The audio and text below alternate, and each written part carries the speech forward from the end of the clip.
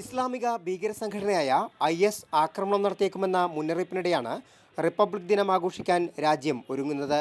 Abu Dhabi കിരീടാവകാശിയും UAE ഉപസർവ്വസൈന്യാധിപനുമായ Sheikh Mohammed bin Zayed Al നഹ്യാനാണ് മുഖ്യാതിഥി.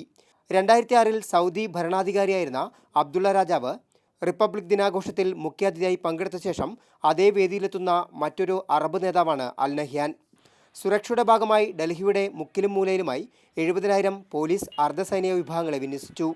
ആകാശമാർഗം ഭീകരാക്രമണം ഉണ്ടാകുമെന്നാണ് മുന്നറിയിപ്പ്. ഇതിനായി അഫ്ഗാൻ പാസ്പോർട്ടിൽ ഭീകരർ ഇന്ത്യയിലെത്തിയതായും സൂചനയുണ്ട്. ഇന്ത്യയും അഫ്ഗാനിസ്ഥാനും തമ്മിലുള്ള ബന്ധത്തിൽ ഉലച്ചിലുണ്ടാക്കാൻ ശ്രമിക്കുന്നതിന്റെ ഭാഗമാണ് IS നീക്കം.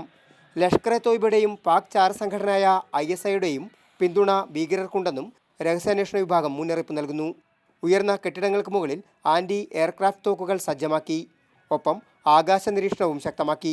അതേസമയം ഇന്ത്യയുടെ സൈനിക ശക്തി പ്രകടനത്തിനുള്ള ഒരുക്കങ്ങൾ പൂർത്തിയായി. കര, നാവിക, വ്യോമസേനയ്ക്ക് പുറമെ അർദ്ധസൈനിക വിഭാഗങ്ങളും പരേഡിൽ അണിനിരക്കും. ഇതാദ്യമായി ദേശീയ സുരക്ഷാ ഗാർഡ് മാർച്ച് പാസ്റ്റിനിറങ്ങും. യുദ്ധവിമാനങ്ങൾ ആകാശവിസ്മയമൊരുക്കുമ്പോൾ വിദ്യാർത്ഥികളുടെ കലാപരിപാടികൾ ആഘോഷത്തിന് മാറ്റുകൂട്ടും. സ്റ്റീഫൻ മാത്യുവിനൊപ്പം രാജേഷ് കോയിക്കൽ, മാതൃഭൂമി ന്യൂസ്, ഡൽഹി.